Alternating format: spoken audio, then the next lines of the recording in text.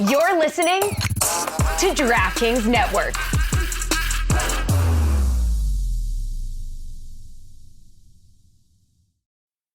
Now's a good time to remember where the story of tequila started. In 1795, the first tequila distillery was opened by the Cuervo family. And 229 years later, Cuervo is still going strong. Family owned from the start, same family, same land. Now's a good time to enjoy Cuervo, the tequila that invented tequila. Go to Cuervo.com to shop tequila or visit a store near you. Cuervo, now's a good time. Trademarks owned by Becle, SAB the CV. Copyright 2024. Proximo. Jersey City, New Jersey. Please drink responsibly. When we made our McDonald's Spicy Chicken McNuggets, you were praise hands emoji. Then we ran out, and you were streaming tears emoji. Now they're back, so you can be grinning face with sweat emoji. Order ahead on the McDonald's app. And get Money Mouth face emoji with 2 orders of crispy, irresistible 10-piece McNuggets, spicy or classic, for just $6. Limited time only. Prices and participation may vary. Cannot be combined with any other offer. Single item at regular price. Ba-da-ba-ba-ba. Welcome to the Big Suey, presented by DraftKings, Why are you listening to this show? the podcast that seems very similar to the other Dan Le Batard podcast. I'm sorry, I'm not going to apologize for that. In fact, the only difference seems to be this imaging. I have been tempted in restaurants just walking past tables to grab somebody's fries that if they're just there. That hasn't happened to you guys? I've done it. And now, here's the marching man to nowhere, Fat Face, and the habitual liar. The computer audio crashed, so I will get that up and running. We will get that up and running. I'm not going to go into a back room and move some wires around. We'll get that up and running, and we will play that Conor McGregor sound for you in a moment. But Greg Cody, for some reason, felt the need during this break to say to me, the Steelers are going to be really good.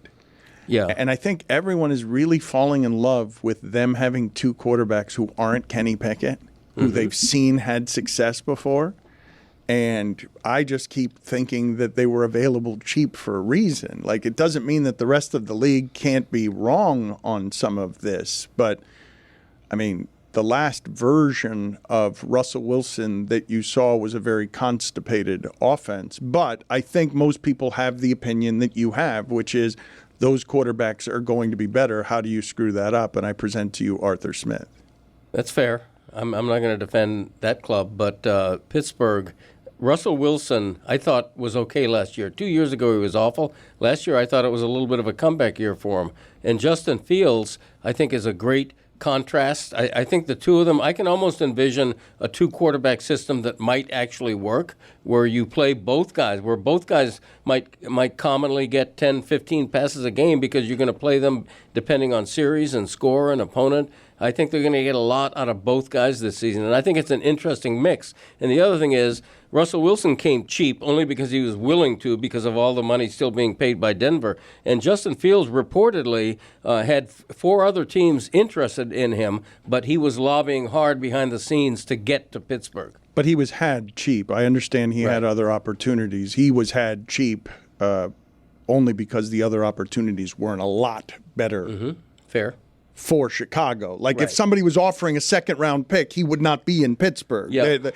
Like, my guess is that the all other things being close to equal, they sent him where it is that he wanted to go.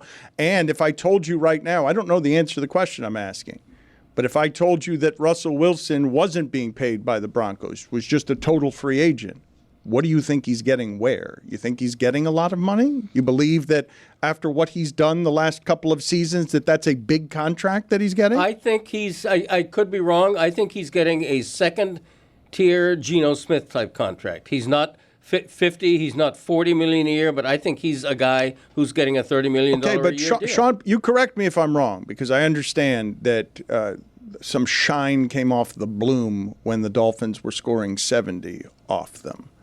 But Sean Payton is supposed to know quarterbacks, correct? And they're paying him a ton of money to know quarterbacks. And they made a giant investment in order for him to know quarterbacks. And he got there and promptly ran him out of town.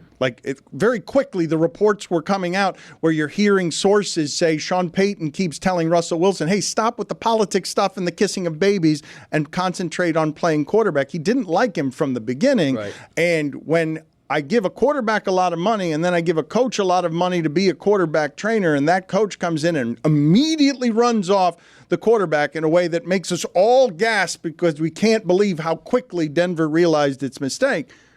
You're telling me that you know more about Russell Wilson and his prospects than Sean Payton does. Or you feel better about his prospects than Sean Payton does. Because if he could do what you think he could do in Pittsburgh, my guess is that Sean Payton would have had him doing it in Denver. When I say I like the combination of those two, it's because in Russell Wilson, you have a guy who's not chronologically over the hill yet. He should have a few more prime seasons, and I think he might. And he's got the proverbial chip on his shoulder yet still to prove that he ain't done yet. And Justin Fields is the opposite. He's the guy who one team gave up on, maybe prematurely, but probably only because they had the top pick and a very good guy to get. So they're discarding Justin Fields, who I think is better than being discarded at his age with his remaining potential. I think as a mix, I think it's a good combination.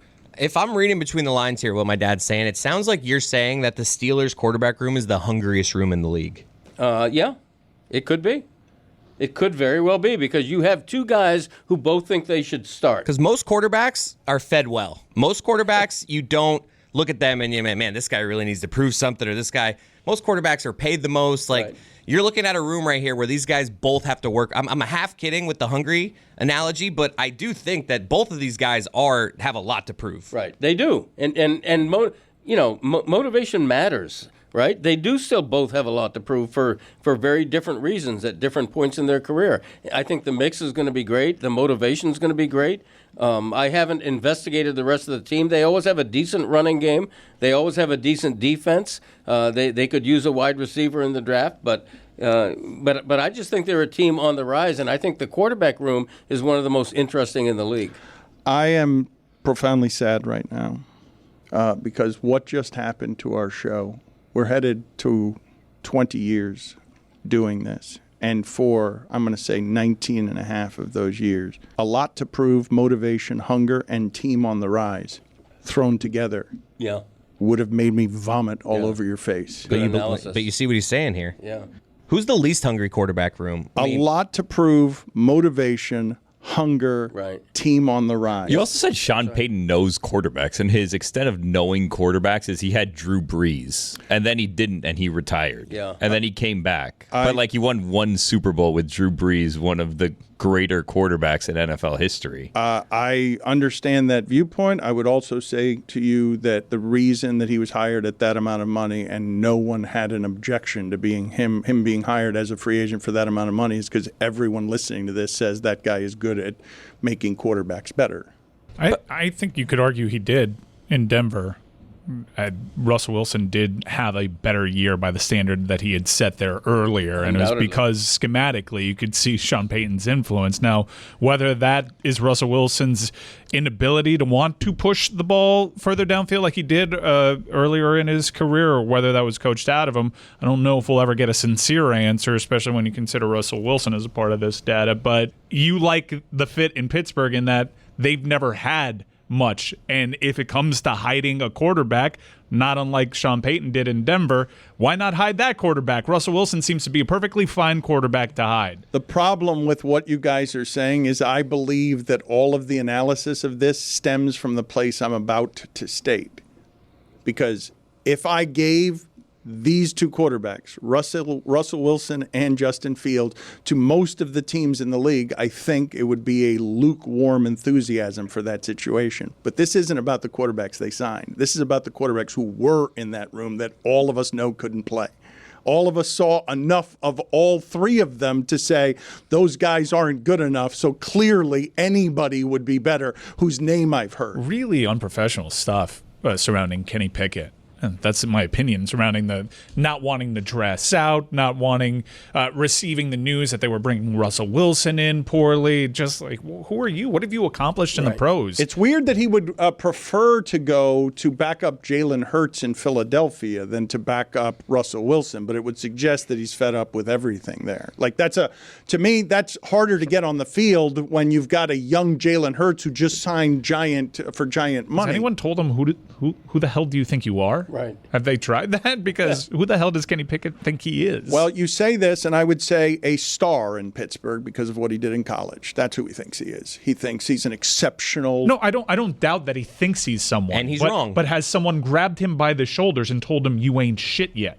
Really? Just like that? Well, it's just because in the pros he's not. No. I don't understand. This could very well be like he's playing his pro games in the same building that he was an exceptional collegiate athlete, but who the hell do you think you are? Yeah, Kenny Pickett, you can imagine as a career backup. You can imagine that he's already peaked and he's going to hang around. But good career backups are good teammate guys. Yeah, that's true. And he That's doesn't true, appear too. to be that right now. Whereas with Justin Fields, he's maybe a backup right now, but he's not. Justin Fields has talent. He's like a Jalen Hurts Jr., in my opinion. They're He also has talent. they're also incentivized for him to not see the field because it's a conditional draft pick, and if he gets more than half the snaps, I believe it turns into a fourth, which is still pretty good. Like if Justin Fields is getting half your snaps and you're hanging around the way that Mike Tomlin usually does, I really can't spot much of a difference between Russell Wilson and Justin Fields from a production standpoint. Can we please address what it is that you're asking there? Because I do think it's a great question. Who's the hungriest quarterback? No, room? that's a terrible question. Oh.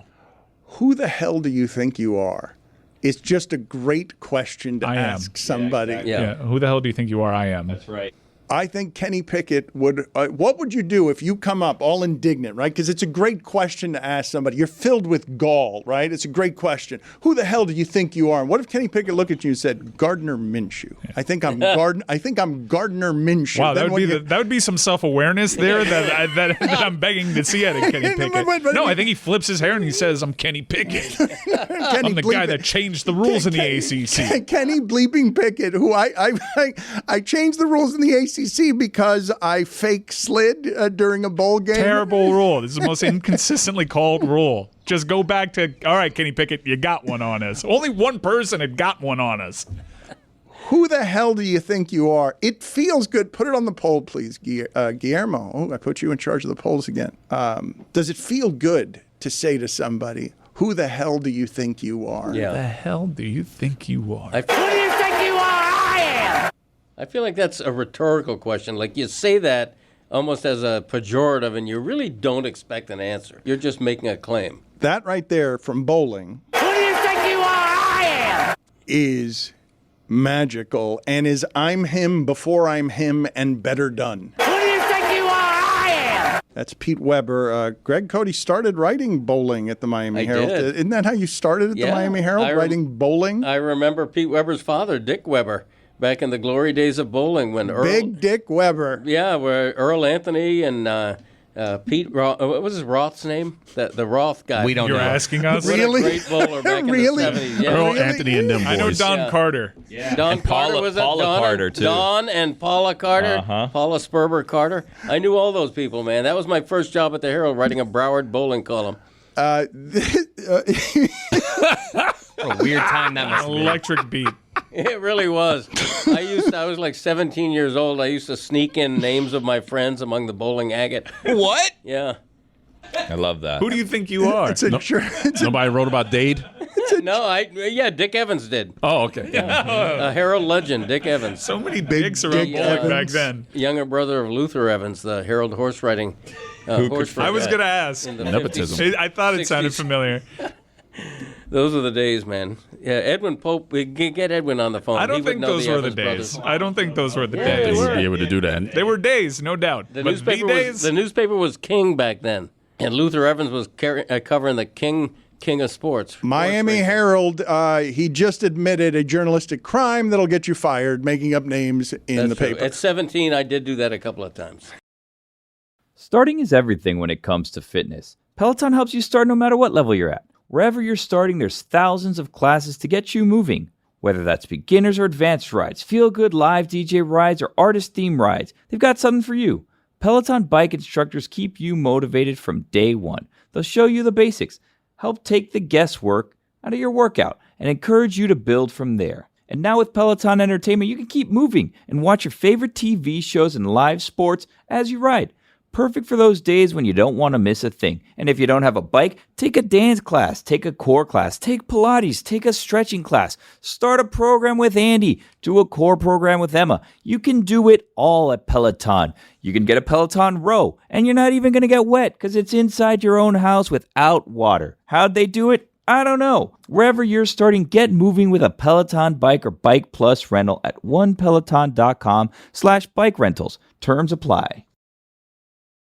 Howdy, folks. It's Mike Ryan. It's springtime, and while every time is a good time for Miller Lite, springtime is among the best. I was sitting out in my backyard watching some flowers bloom and some beautiful birds swimming from royal fishtail palm to royal fishtail palm, and I had a Miller Lite in my hand, and I said, yeah, this is the good life. Over the years, a lot has changed. One thing that hasn't, the great taste of Miller Lite. It was the original light beer, and to this day, it is still the very best one. Miller Lite has more of the taste that you want and less of the stuff that you don't. Oh, Miller Lite, you are always there for me.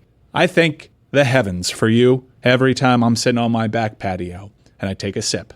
It tastes like Miller time. To get Miller Lite delivered right to your door, visit MillerLite.com/Dan, or you can find it pretty much anywhere that sells beer. Celebrate responsibly. Miller Brewing Company, Milwaukee, Wisconsin. 96 calories per 12 ounces.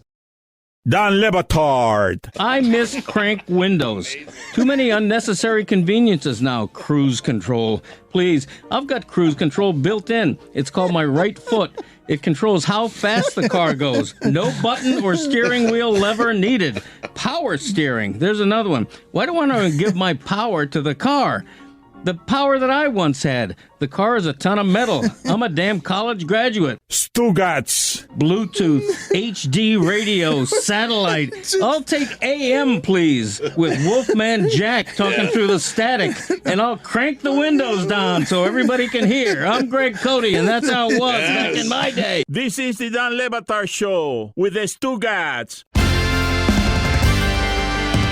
I saw a friend of mine this weekend, and he gave me a piece of information. And when he gave me the information, I slapped him hard on the shoulder, and I'm like, good for you, the way that you would if, someone told you that they were announcing that they're pregnant. Like, I was really happy for my friend, and he saw happiness on my face as I slapped him on the shoulder. And what he had said to me was, I deleted my Twitter.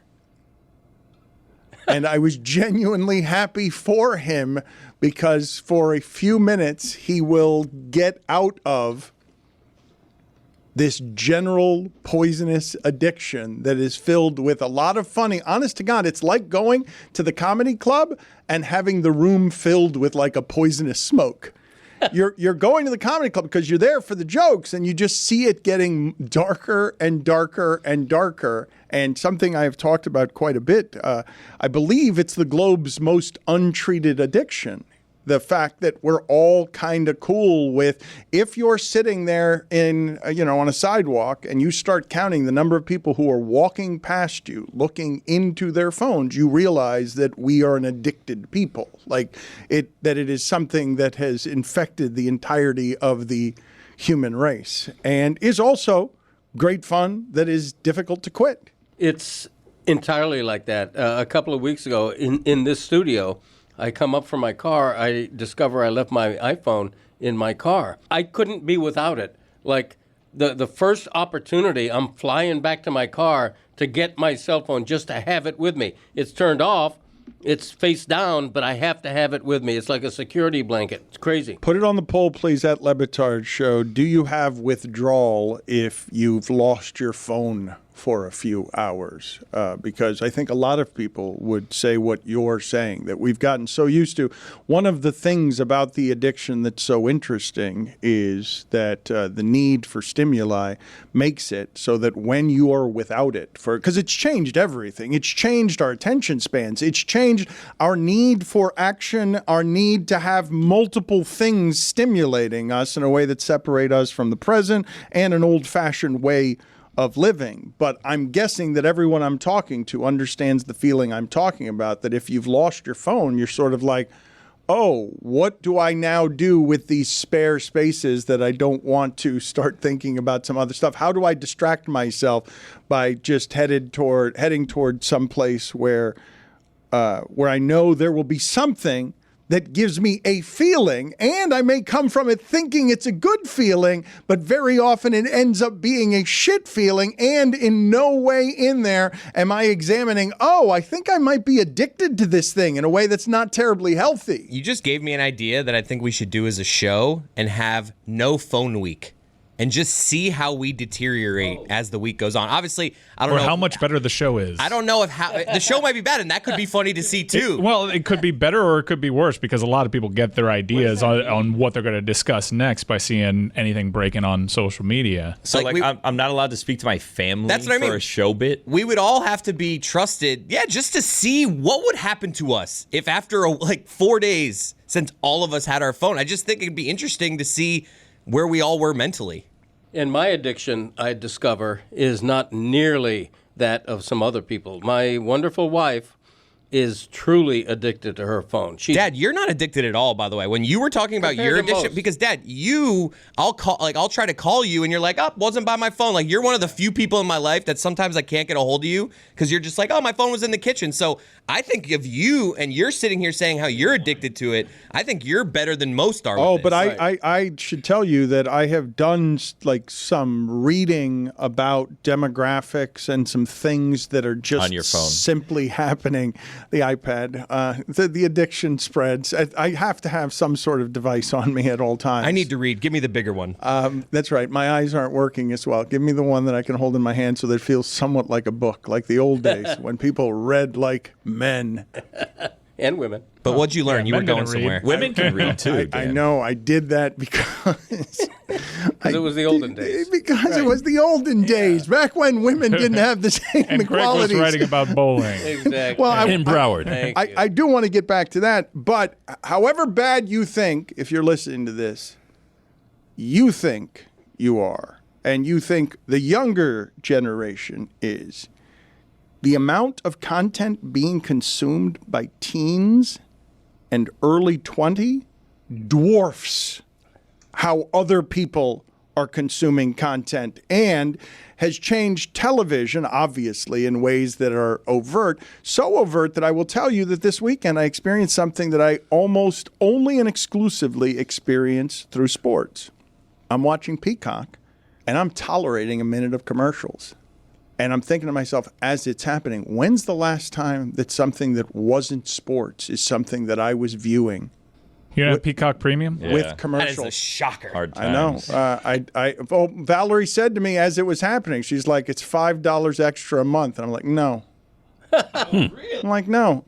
No, I'm not giving, no. Do you know how much that is a day? I have to do the math on that. Never call me cheap I think it's 6 cents, something like that, right? Never call me cheap again, by the way.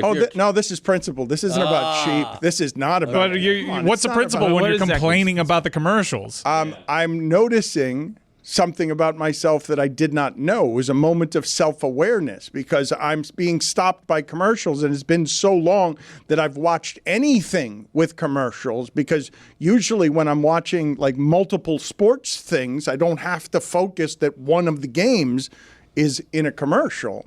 And last night, I'm assuming most of you are like we are around here, where the Heat game was a relief because it was 40-point difference, and so you could go watch some other things. I noticed commercials when I was watching like live Nickelodeon or like live Disney Channel with my daughter.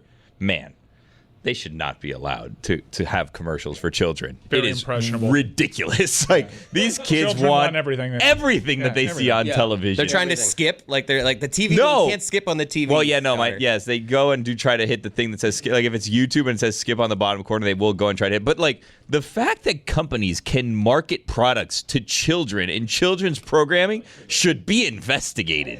This is insane. I must have been horrible as a child, seeing all these commercials for all these toys that I wanted, and there wasn't an option to not see commercials. Now when I see commercials, because kids are not ever seeing commercials, like, I want it, I want it, I want it, I want it, I want that, I want that. And it's because these ads are marketing to children. Yeah, you got. We were desensitized by the commercials. We knew that every time Creepy Crawlers came on, all right, it's either Mighty Max or Creepy Crawlers. You got to pick one. Now they just want it all.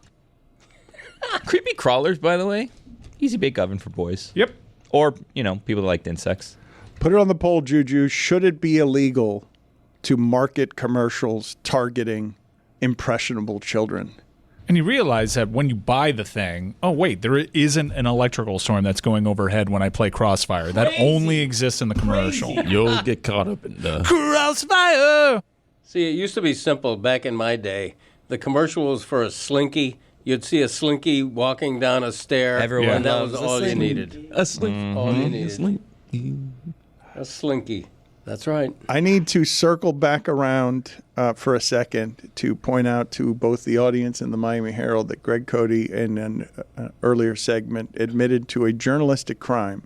Crime may be a strong word. Misrepresentation. Trying to get him retroactively fired? I mean, I think the statute of limitations is up, given that this was before words had been invented. Yeah, that's correct. He was 17. The original manuscript. Yeah, my editors are all dead by now who might have overseen that faux pas. He said during the break, he told me that Jake Gyllenhaal's father or grandfather Uncle worked as an executive editor at the Miami Herald. Yeah. Really? Anders Gyllenhaal. Uncle Anders. So if Greg is to be tried now, since the crime happened when he was 17, would he go to juvie? It would be me and juvenile in a juvenile cell would be funny. I was surprised, Billy, that you didn't have any follow-up There's a Will questions. Ferrell movie there.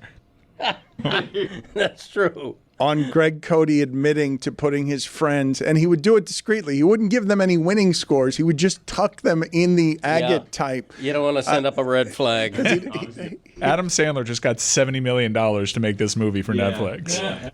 You know how the script goes. The old person goes in. There's mean kids that are bossing this person around. They can't meet friends. There's the outcast group of friends. And then take in this old man who went to juvie for committing a crime when he was, 14 or something. He then ends up learning so much about himself and becoming a better man for it. And teaches also the bully kids that there needs to be more understanding. It's not without in the world. romance. Well, this one without romance, please. Well, there's a teacher.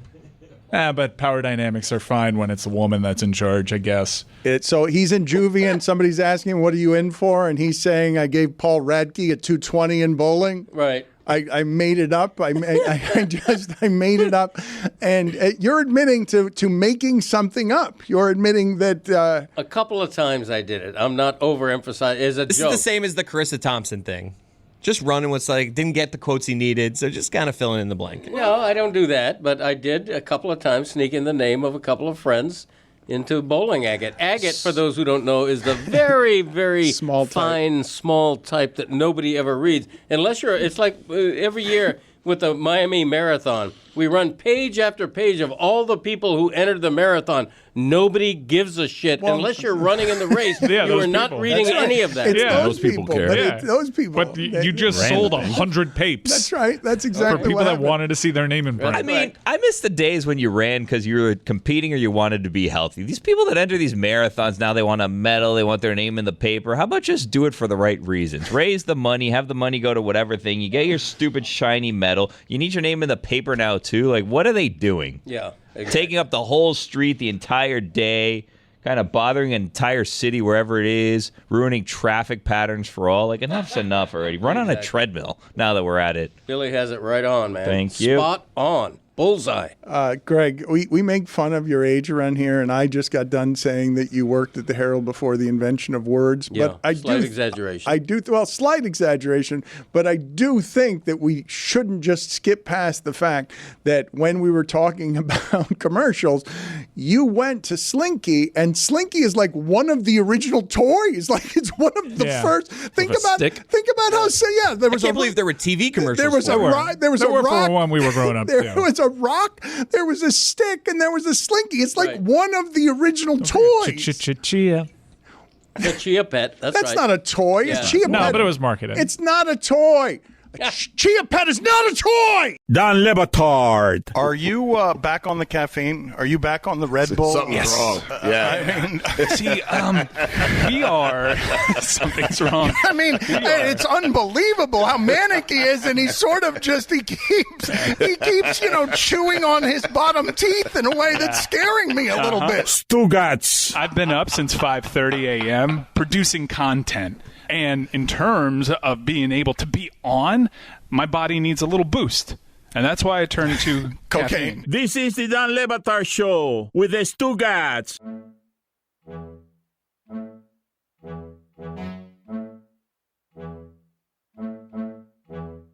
Overrated toy. Yeah. Even for its time. We can talk about the Slinky because the guy that invented it, thank you for your service, but you didn't invent anything. You saw a spring go downstairs and you said, that's a toy. Let me just change the metal consistency and this will keep moving. Didn't invent anything. Yeah, Again, thank you for your service. You were a naval officer, but you didn't invent anything. You saw an accident happen and you capitalized on it. Enough's enough. And the aluminum one's very dangerous. You could slice yourself open. See, I like the aluminum ones. Once they turned plastic, they lost me. But they're, very dangerous, the aluminum coil. You want the metal ones. That's how you teach kids lessons. It's the most satisfying sound. A good toy should have a certain amount of danger in it to teach a kid a lesson. Like a choking hazard? Yeah. What? Precisely. A safe amount like of danger. Those wax army figurines. Get a minesweeper stuck in your throat. That'll learn you. Yeah, no, exactly the right. way that Billy described it was quaint. The way once you make it a choking hazard, now I have the visions of all of your children, all of you, all four of you have little girls, and I have now visions of all four of them choking. A choking hazard is aggressive. I've saved her life at least twice. You shouldn't be thinking about our children dying. She's playing marbles and everything. Reach in there, pull a thing out. Choking hazard, like that's. Yeah, no, you have to be mindful at all times. Pretty terrible. You got to teach kids young not to choke. Yeah, I'm constantly. Chris Paul Parenting never learned. Parenting is just like running through doomsday scenarios. What is the absolute worst thing that can happen here? Because it'll likely happen occasionally, and it has. The all-time classic choking hazard for me is the marble, because it looks like candy. It looks like a little round thing that you would chew, and it's just dangerous on the face of it. You don't want, nobody's going to swallow a Slinky. Balloons are also very dangerous. Yeah. Balloons too. Balloons, but there's a million dangerous. Whatever happened to the marble?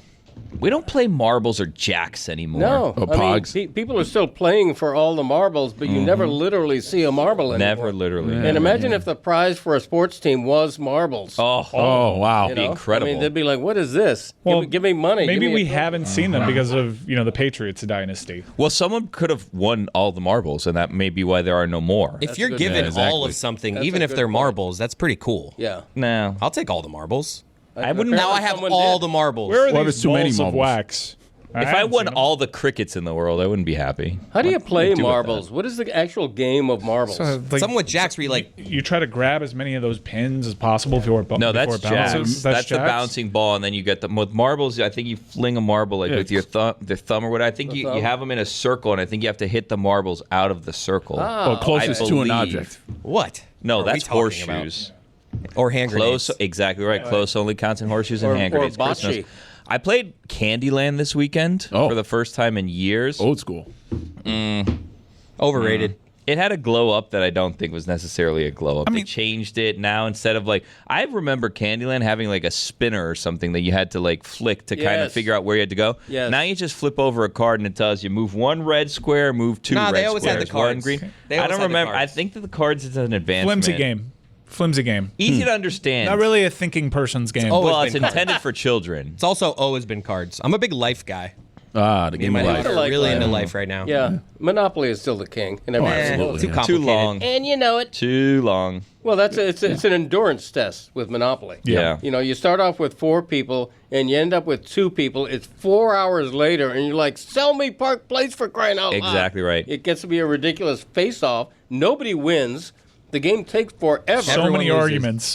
Mortgages. But The banker's drunk. in the defense Yeah. of Monopoly players, that's how endurance tests were meant to be played. You have your endurance test, you keep it amongst the people who are participating in that. Not like these damn runners who need their medals and their names in the papers. I never see the name in the paper of someone who played Monopoly yesterday. And I'd argue finishing a game of Monopoly more impressive than running a marathon. I think more people finish marathons than finish games of Monopoly annually. Yep. Put it on the poll, please, Juju, at Le Batard Show. Annually, do more people finish marathons than games of Monopoly? Also put on the poll, bigger choking hazard, marbles or J.J. Barea? I want to know from all of you, when you think of thinking man's game and not thinking man's game, when you think of the top end of what is a thinking man's game, like chess. Word association. Chess. First pick off the board. And because I was thinking more in terms of Trivial Pursuit, Jeopardy. I was thinking, how many action Scrabble. movies do you see where the villain is playing Trivial Pursuit? Ooh, Scrabble. I understand that it's a movie. It's a movie contrivance as the thinking man's game, and you may have already. When Ronaldo and Messi are getting together for a once-in-a-lifetime photo shoot, they're not playing Parcheesi. You ever see the video of like the best chess player in the world? He like shows up super late to tournaments where he has like, you get a certain amount of time and he wastes like 80% of his time because he's so good. Yeah. It's like a mind game he plays with people where like the opponent's sitting there just like asshole.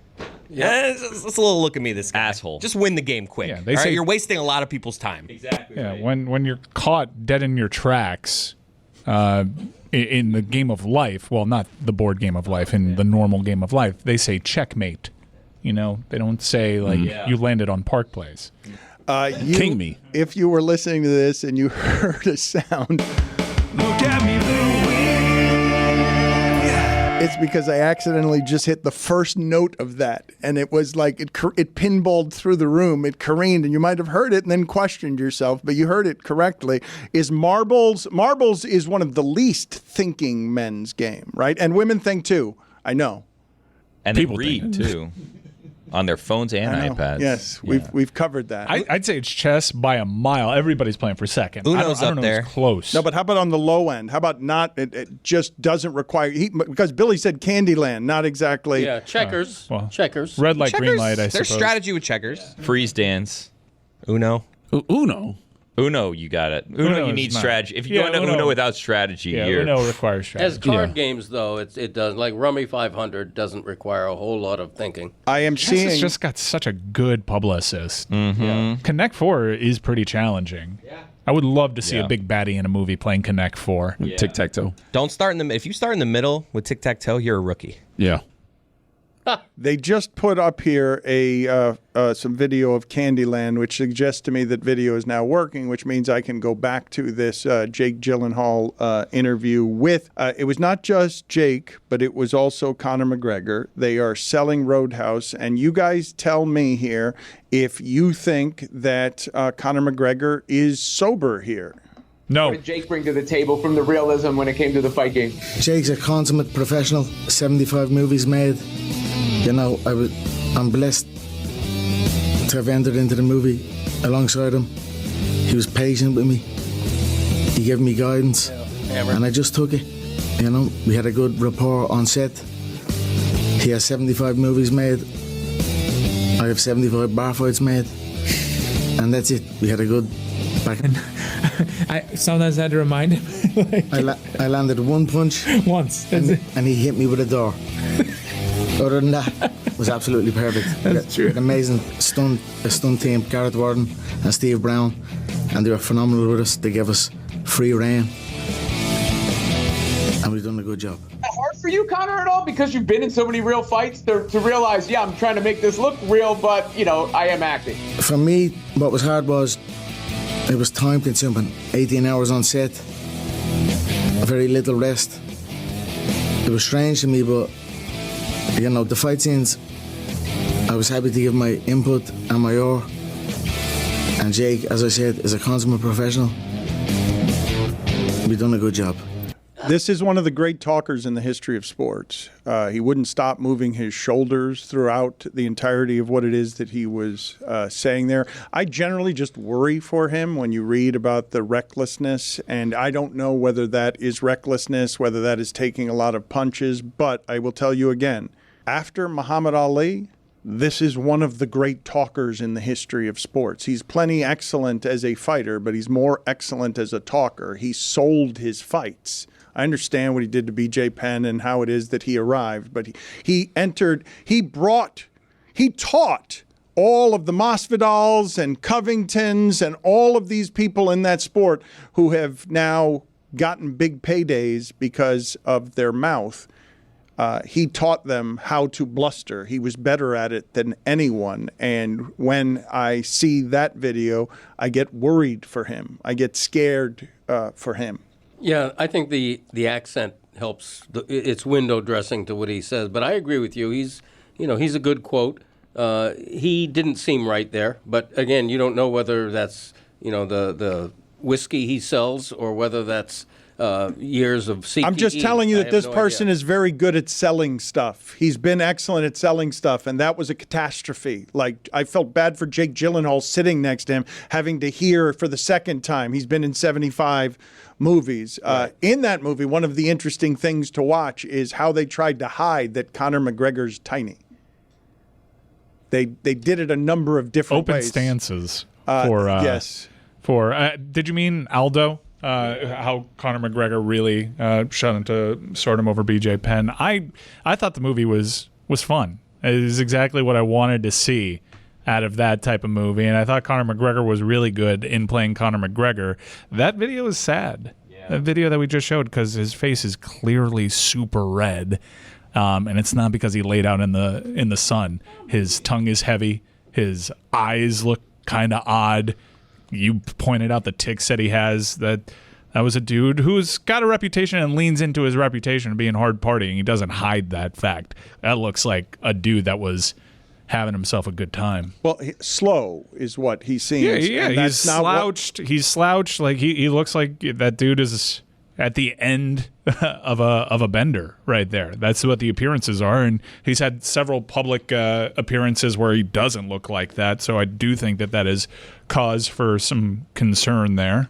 Chris Cody, I think the first sighting of Conor McGregor, and they went out of their way introducing Conor McGregor because this is the turn. He will do some more fighting, but his best days are behind him, even though he can still get a paycheck. So this will be part of the transition into whatever his life is. Roadhouse made a point of saying this is introducing Conor McGregor as an actor.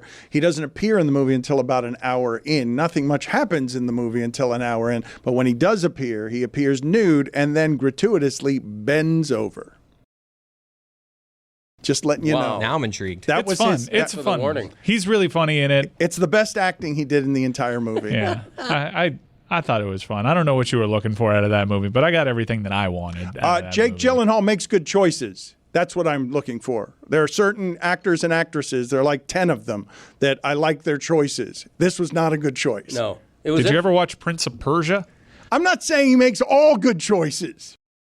Howdy, folks. It's Mike Ryan. It's springtime, and while every time is a good time for Miller Lite, springtime is among the best. I was sitting out in my backyard watching some flowers bloom and some beautiful birds swimming from royal fishtail palm to royal fishtail palm, and I had a Miller Lite in my hand, and I said, yeah, this is the good life. Over the years, a lot has changed. One thing that hasn't, the great taste of Miller Lite. It was the original light beer, and to this day, it is still the very best one. Miller Lite has more of the taste that you want and less of the stuff that you don't. Oh, Miller Lite, you are always there for me. I thank the heavens for you every time I'm sitting on my back patio and I take a sip. It tastes like Miller time. To get Miller Lite delivered right to your door, visit MillerLite.com/Dan, or you can find it pretty much anywhere that sells beer. Celebrate responsibly. Miller Brewing Company, Milwaukee, Wisconsin. 96 calories per 12 ounces. For the ones who work hard to ensure their crew can always go the extra mile, and the ones who get in early so everyone can go home on time, there's Grainger, offering professional-grade supplies backed by product experts so you can quickly and easily find what you need. Plus, you can count on access to a committed team ready to go the extra mile for you. Call, click Grainger.com, or just stop by. Grainger, for the ones who get it done.